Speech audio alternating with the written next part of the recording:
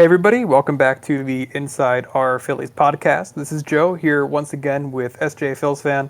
And that was a series that we just witnessed in Houston. The Phillies got swept.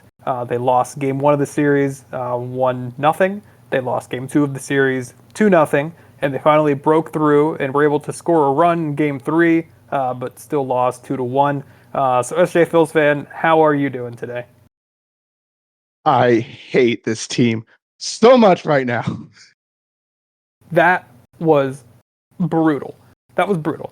And I want to preface this by saying that I don't think that this is a bad baseball team. I know that with the way I'm talking about in this podcast, I am probably going to sound like I think that this is a bad baseball team, but I don't think that. I think that they are good, but they have severe flaws. Oh, yeah, I agree.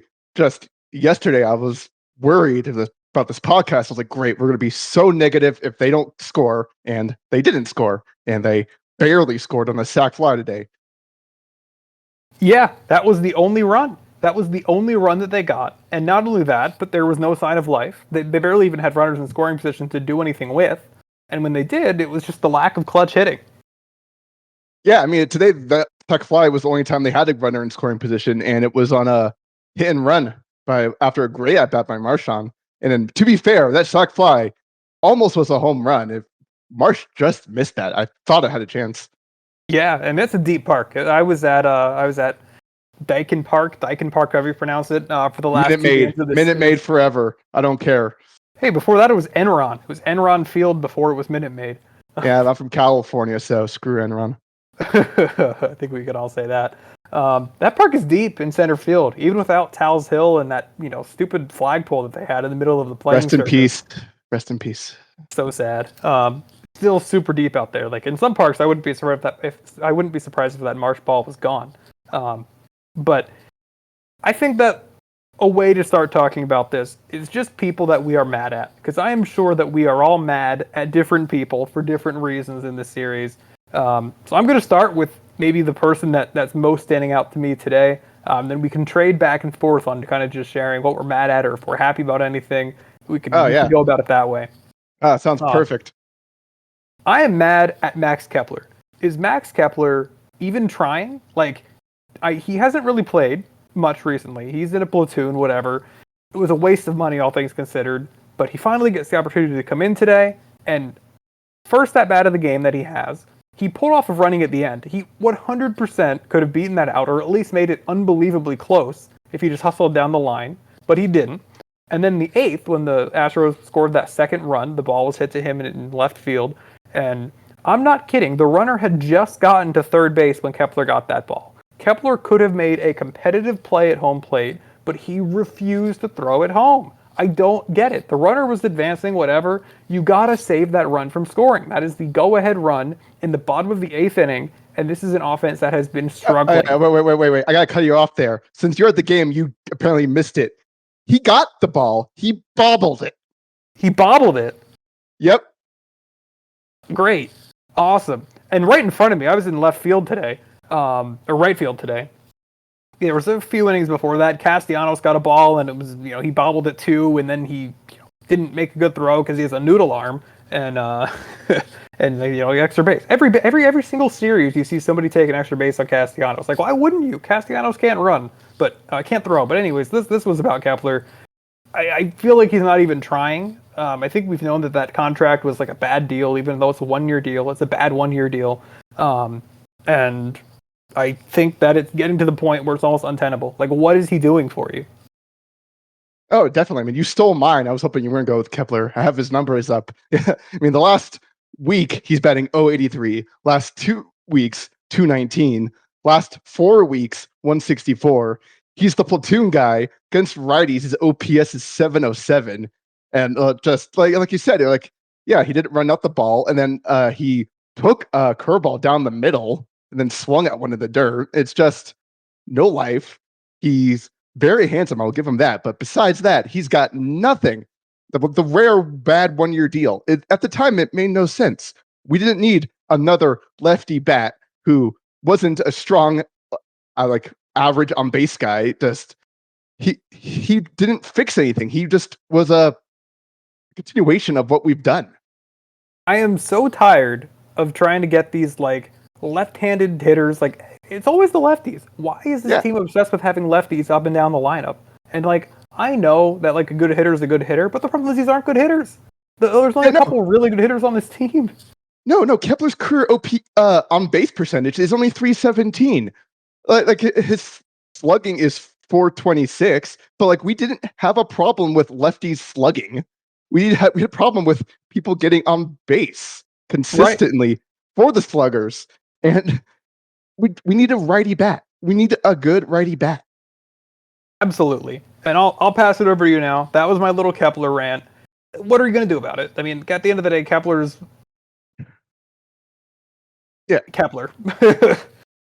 Yeah, I mean, okay. I'm gonna combine mine too. Mine's Rojas and Thompson in this, but it's mostly Rojas. I mean, the guy is pathetic. Besides his lucky April when his BABIP was like, what was it? 390, which that's never gonna happen. That's sustainable. Yeah, right. Yeah, he's batted 167 in May. He's batted 111 in June. The dude has 10 hits since April. He looks clueless when he runs the bases. He looks terrible in the field with his decision making. And then yesterday, it was the ninth inning. He was 2-0 to him. The dude swings at a pitch up and out of the zone. And I have never heard McCarthy talk like bad about a player. And he basically, in his version, ripped him. And apparently on the radio, Frensky was going after him too. It's just Rojas has no place on this team. He has terrible instincts. He thinks he's a power hitter with the way he swings. He has no approach. It's terrible. Option him. DFA him for all I care. The guy was a flash in the pan. We called him up just because people got hurt. And he was lucky as a rookie there. That was more BABIP in 23. That was the only reason he had like a batting average of like 300-ish, whatever it was then. Oh yeah, everyone knew. Yeah, no, it was just all luck, speed, soft crap, and speed. Like he hasn't improved. His swing is so big. I have never seen a guy swing that big for doing nothing with no power. He's just so frustrating. Yeah, I mean, I get that like Justin Crawford hits the ball on the ground all the time, and he's probably not going to be the savior of this team. He won't be the savior of this team. But what does Rojas do that Crawford can't do? And Rojas, with like the mistakes he makes defensively and everything, it is infuriating. He is not a fun player to watch, and he has been the exact same player the entire time he's been here. Yeah, no. I mean, Rojas is a righty. That's the only reason he's on the team, because for some reason, even though analytics are supposed to be a big part of this team, they ignore the obvious ones, including the stats that are just right in front of you. He can't hit. Marsh can hit lefties better than Rojas can. Just play Marsh. Marsh is one of like the few like positive points of this series. He's hitting the ball hard, and to be fair, the Phillies hit the ball really hard yesterday in general. I mean, they had like 6 or 7 balls with exit velocity above 100 miles an hour. But Marsh has been good recently. I think that it's good that they, have started him, pretty consistently over this last little bit, and I hope that continues because I don't want to see Rojas anymore. No. It's just in 23 he was way better defensively than Marsh, but ever since then he's been terrible defense. Like just his speed makes up for so much of it. It's just just play Marsh, and Crawford's a lefty, so like just bring up guys that can hit. Whatever analytics they're looking at. Your turn. You can go. Sure. I have one that really stands out to me. It was the guy who took the last at bat of the game today, Nick Castellanos. Oh my God. That at bat was one of the most uncompetitive, terrible at bats that you will ever see. And even beyond that, every first pitch it feels like he's swinging, and he's either missing and the pitch is like nowhere close, or it's weak contact. If you're a pitcher, why would you throw Nick Castellanos anything even remotely competitive right now? And this is not new. He was signed to a 5-year deal. This is year 4, $100 million. And what has he done? He's averaging 0.4 baseball reference WAR a season. That is horrific. Horrific. For years now, Nick Castellanos has been a 0. And I know that his offense is roughly league average, and the Phillies don't have many right-handed hitters that are league average, but he is infuriating me on multiple levels. These are uncompetitive at bats, His defense is probably worse than I could do, and the doctor thinks I have a torn labrum in my shoulder, on my throwing shoulder. I don't even know if I'm kidding about that, because Castellanos has no instinct on where he's going. It's ridiculous. Anyways, the other thing that annoys me about Castellanos in the defense is, with him having no arm, why is he playing right field? Like, you want your outfielder with a weak arm to be in left field, because then, the throw from left field to third base, that's a throw that you can make with a weak arm. Castellanos isn't going to be throwing right field to third base. It's just basic fundamentals, baseball 101, and for some reason, it's been reported that Nick Castellanos just doesn't want to play left field. Nick Castellanos thinks he's a right fielder, so he's going to play right field. Nick Castellanos wants to play every day, so he's going to play every day, even though he's been a bad player for years on end. Like, I don't understand why he's gotten such a pass with parts of this fan base, because he has been a bad player, he's been a waste of money, and honestly, he might even be a problem in the locker room at this point. That's just a theory, but what has he done to deserve the respect? What has he done to deserve the playing time? Oh, no, I agree. It is baffling. Like, looking at Kepler's fielding stats, like, he's listed as outfielder sometimes in right field, but he's only games started left field are this year. The guy is actually a pretty decent right fielder. Look, use that. Yeah, I don't know why Thompson in this front office and this coaching staff babies Castellanos. The dude gets away with everything. He doesn't hustle. He shows no lack of energy when he makes mistakes. Oh, wait, that sounded. Wait, cut that. he has no remorse or sign of energy when he's doing bad. He brings the team down.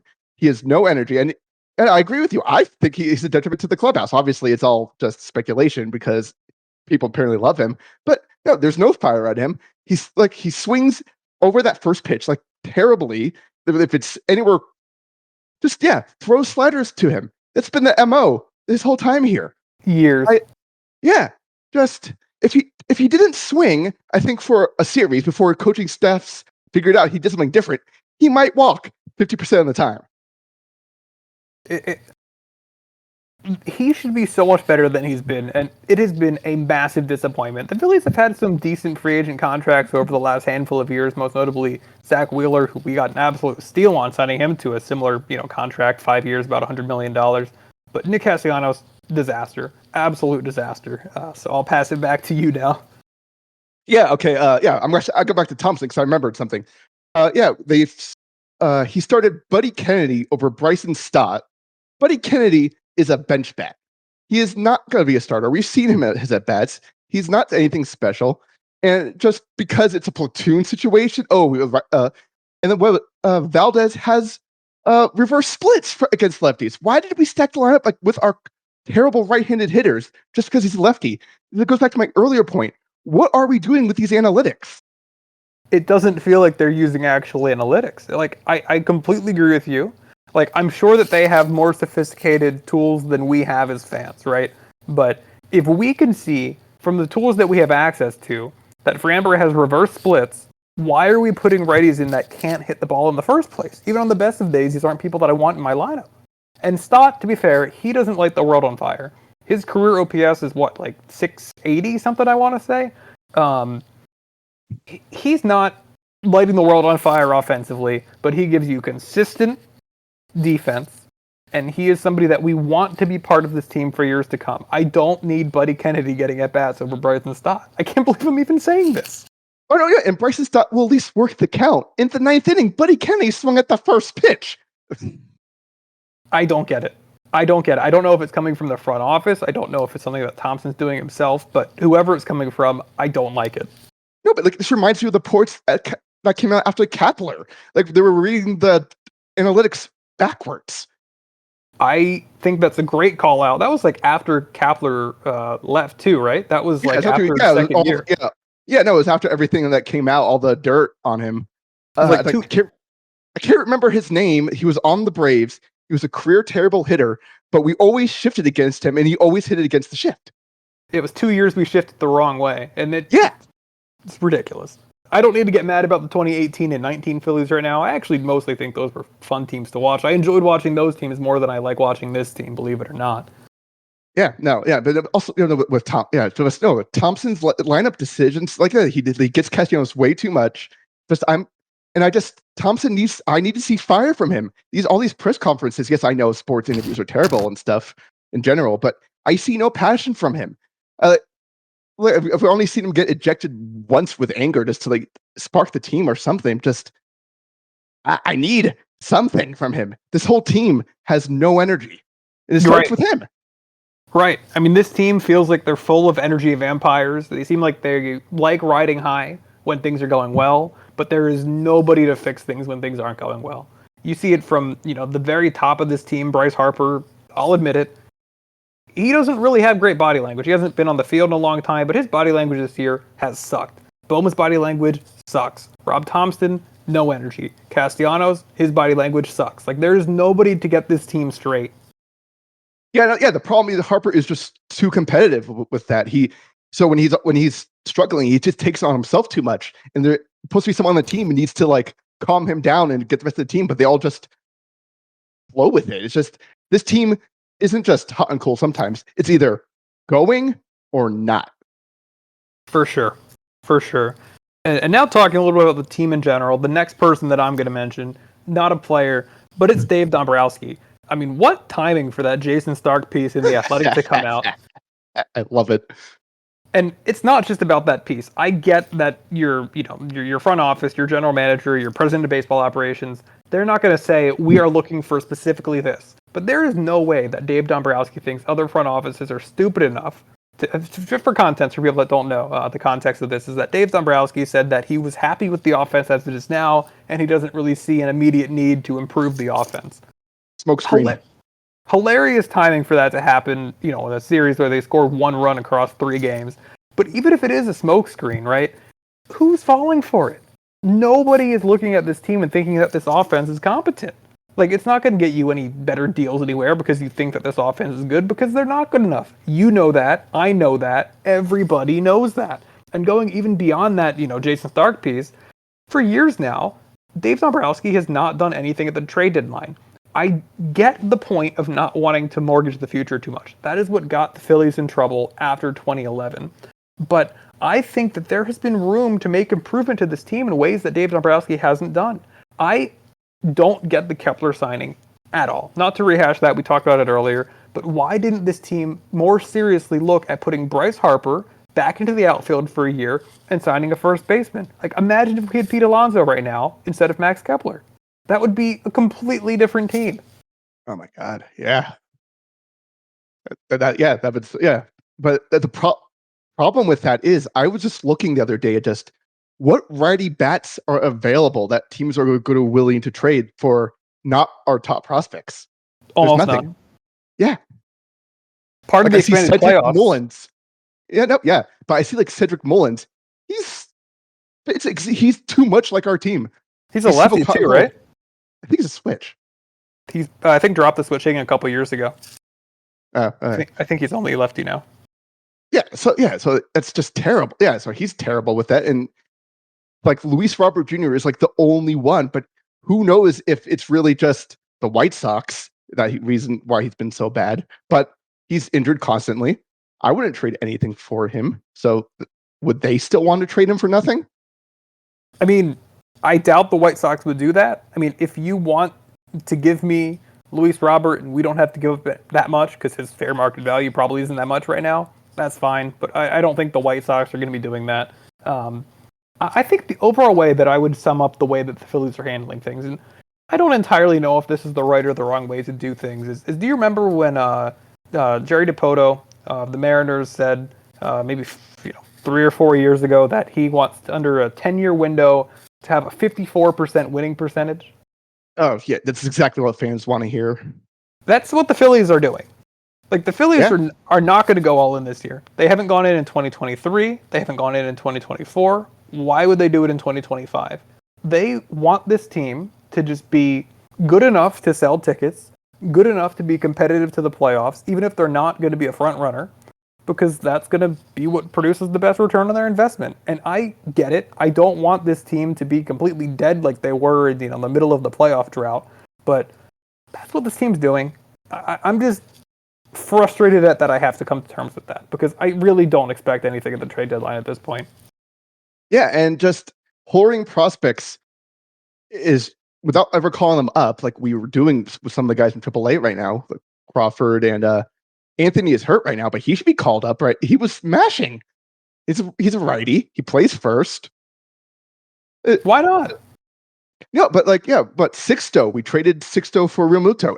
Everyone was very split in the fan base. I was just like, the dude is young, JT is established. Let's do this. Yeah, and Sixto's out of the league now. Sixto's not even in a minor league team anymore. Like Sixto's out of like affiliated ball.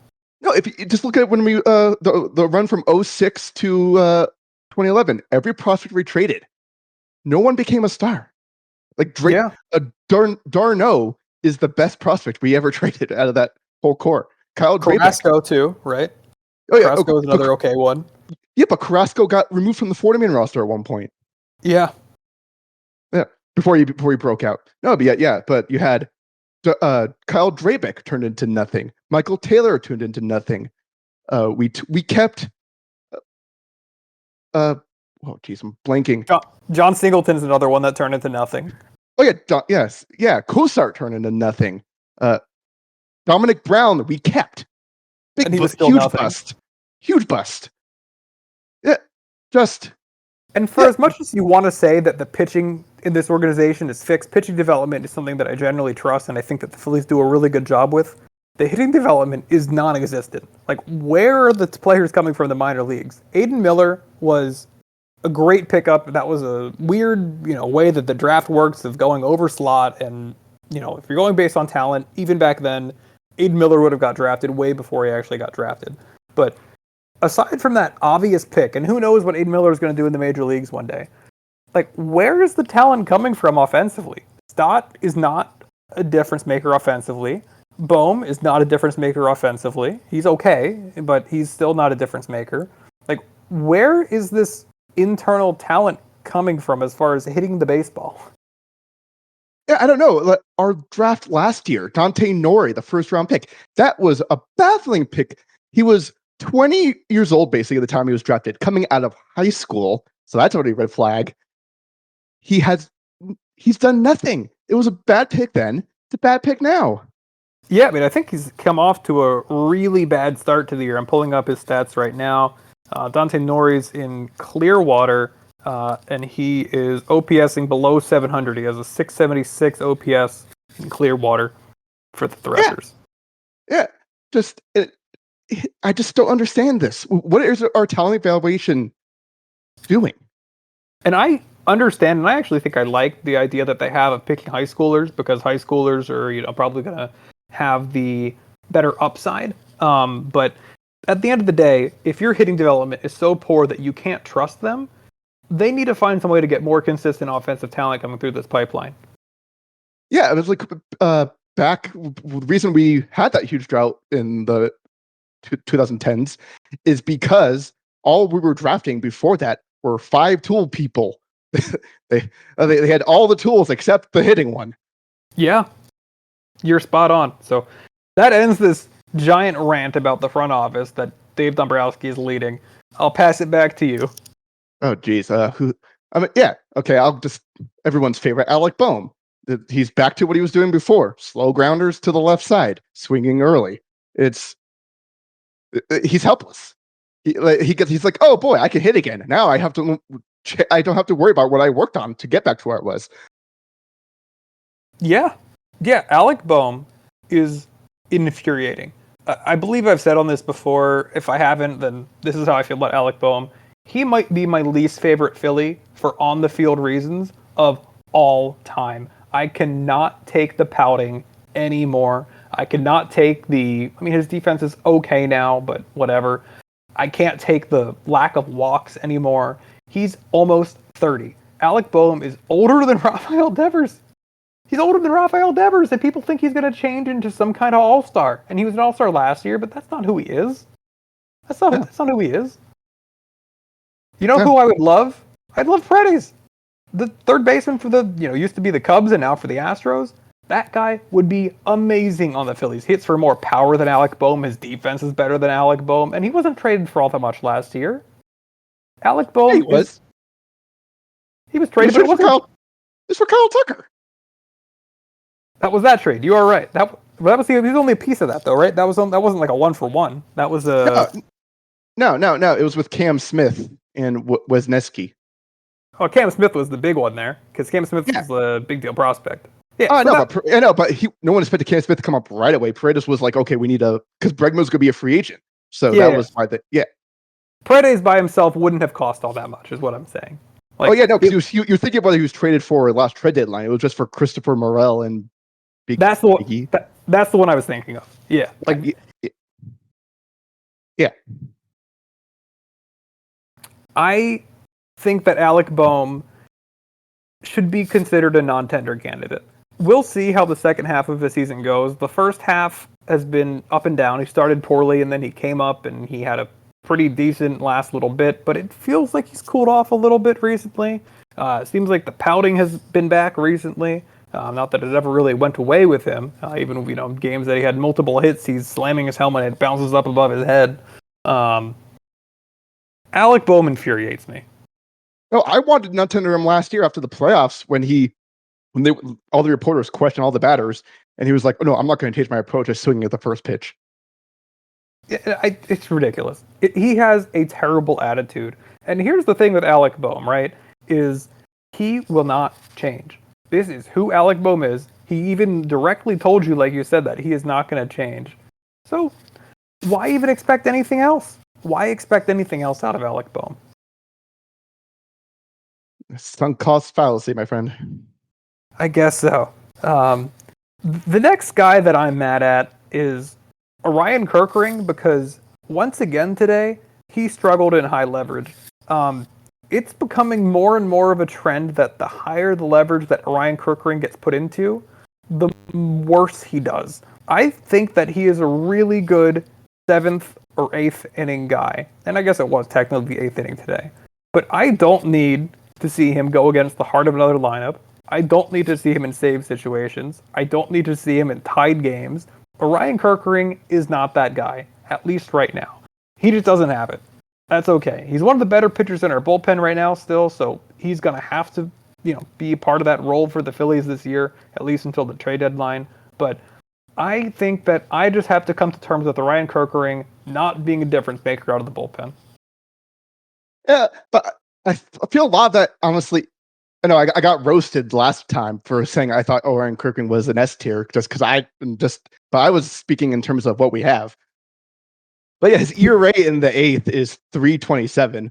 His ERA in the 9th is 2.25. His ERA in the 7th is 2.53. So just don't pitch him in the 8th. It's like when we had Hector Neris. Neris was always terrible in June and great every time else of the year. So again, look at the analytics, look at trends. Use this info, please. I'm begging you.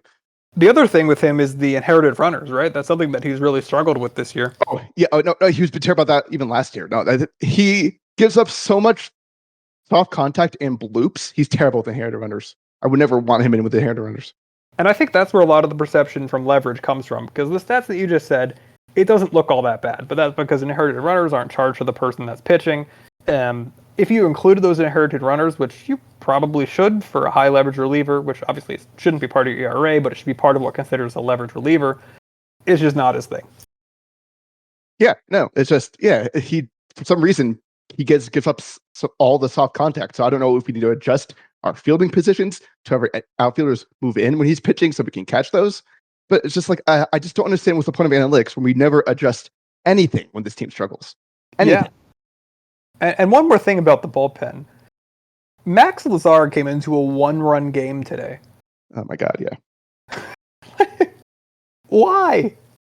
There's other people in the bullpen. I think I would trust just about anybody except over Max Lazar. Put in Joe Ross. Put in Taijuan Walker over Max Lazar. Those are all the same to me at this point. But hey, he got out of it. He did. Credit to him. I'll take the results. But I am process over results, and I think that was a bad process to put Max Lazar into that spot. Oh, definitely. No, I was just shocked that he got out of it, just because it was a ball hit right at Kemp. That's the only reason why the Red didn't score. Yeah. Are there any other major players that you are mad at right now? Any other major? Yeah, I mean, just Schwarber. It's June. What the heck? Kyle Schwarber had a great start to the season, right? He was on fire for months. I think that I have a hard time being mad at him because of how great those couple months were. And everybody's going to have their up times, and everybody's going to have their down times. And we need other people to pick up the slack for Kyle Schwarber when he's down. And nobody can do that. Especially with Harper out of this lineup, nobody is even capable of doing that. Yeah, no. But if I had to pick someone for real, it would be Turner. He's doing basically what Castellanos was doing. When Turner struggles too, he swings all the sliders in the dirt. Yeah, I mean, I guess the difference with Turner, right, is he gives you speed, he gives you better defense, he gives you better bat-to-ball skills. He has a lot of those same tendencies as Castellanos, which can make him frustrating to watch without actually being a bad player, because he's still a very valuable player. He's going to be an all-star this year, but he is infuriating to watch a lot of the time. Yeah, it's just that's the problem with his team. They are not fun to watch most of the time. No. I mean, the starting pitching is great. And for all the complaining that we've done in this episode, the starting pitching of this team, night in, night out, is really, really fun to watch. They are excellent. They are one of the best rotations in the league, and they rival the 2011 rotation. But that isn't enough for a baseball team. You can have a great starting pitching, but you need to score runs consistently. You need to be able to protect the leads the starting pitcher gives you with the bullpen. And this team has a little bit of that 2020 feel of never being able to trust the lead. They have a little bit of that like 2011 feel of just kind of having good pitching carry the team, but the team not actually be really that great. And I agree with you. It is not a fun team to watch. I watch them every single game, but I don't really like it as much as I have in years past, even years that the Phillies were not a good team. Yeah, exactly. Yeah. When they were bad, the bad teams. Just going back for a second, yeah, every time anything happened, they were all fun, laughing, still having a good time. The vibes felt immaculate, but the offense, you can't watch it. They have the one good inning a game when they're doing well, and then that's it. The other time, it's just background noise, and it's just so frustrating. I love this team. I want them to win. It feels like we're just whining. This team is still in first place, but we've seen the past two postseasons. And it just feels like it's going to happen again. Yeah, and there is some pressure. The Central is not a bad division this year. If the Phillies want to buy, which I know that teams that have had the buy have not done great, but still, I will take Dodgers a buy. won the World Series last year. Enough of that. I agree. And anyways, I would take the buy over having a 50-50 chance to even make the divisional series, right? And like, it's better to have the buy than to not have the buy. It's competitive this year. You got the Dodgers, you got the Giants, who are kind of falling off, but they're still probably going to make the playoffs. And then in the Central, you have the Cubs. The Cubs are a great team. It's not a guarantee that just because you win the NL East, you're going to be getting the bye. Yeah, no, I agree. So we want to look ahead a little bit. This was a lot of ranting about the series, and I think that there is reason to be concerned about this team. I hope that things get fixed, and maybe that can start in Atlanta. Coming up on Friday night, we have Mick Abel coming back, and he'll be going against Bryce Elder. On Saturday, you're going to have Jesus Luzardo over Spencer Strellenbach. And then on Sunday, you have Ranger Suarez going against Spencer Strider. And of note, Spencer Strider is still working his way back from TJ. His ERA for the year is a little bit above 4. So it's not really like peak Spencer Strider right now. All of these to me feel like winnable games, but I need the offense to just get a little bit more competitive. Like, just give me 3 runs a night even, and I would be over the moon and think that this team can at least win some games. I'll take a double at this point. Yeah. I mean, you're not kidding. No. It was brutal to be in Houston, and it was actually a very cool park. I really enjoyed Daikin Park. For a dome especially, it's really nice. Good food. The people are nice. But I would have really liked to see the Phillies hit like 1 home run, or like an extra base hit even. That'd be pretty cool. I celebrated 1 run getting scored, which cool. And I better guarantee I'm going to be going up to Arlington tomorrow to see the Ranger Stadium for my first time. I better see some offense tomorrow. I love pitching, but like I just after watching the Phillies, I need my eyes to be bleached with seeing some runs get scored. I mean, I feel the Rangers have been just as bad at offense as us with just worse pitching. I mean, you're completely right. Rangers Mariners is not a game that screams high scoring, but compared to the Phillies, I bet you it will be. Hey, well, you got to see Cal Riley like in his big dumpster. Yeah, he's home run leader, right? And it's honestly, I think his MVP case is a little bit underrated. I get that Aaron Judge is the best player in the American League, but Cal Riley, like, this guy is doing it at a premium defensive position, catching. And if the Mariners do make the playoffs this year, it is going to be because of him. And I think that when you go on most valuable player, that means that he's the most valuable player, not the best player. And I think that if I was a voter right now, he would maybe be my vote for the American League MVP. Oh yeah, no. If he was within one WAR and hits like 50 plus home runs, and they make the playoffs, he's going to win the MVP just out of voter fatigue. Yeah, for sure. I mean, Judge at this point is a beast. Everybody knows it. He probably still is like the odds-on favorite to win MVP this year. But I agree with you. Like, voting fatigue is a real thing. Yeah, and it makes sense. I mean, but like, it's all entertainment. Fans don't want to just see, oh, of course, he won again. Judge and Ohtani. Well, but the Ohtani at least is exciting. Like, he pitches and he hits and he can steal and do everything. Judge is a great hitter and like an okay base runner. I think he might be actually might be one of the worst. So it's just So Ohtani just brings that excitement, and even the fan environment around him is just so exciting. The hype. Judge that just feels also just very like Yankee corporate. Yeah, no, I think you're right with that. I think I agree. I don't want to get too deep into the AL MVP race of this. No, that could be it for the off season. I think we hit a lot of good points in this episode today. Is there anything else that you have for us today, sjphilsphan? Go Phils. Go Phils.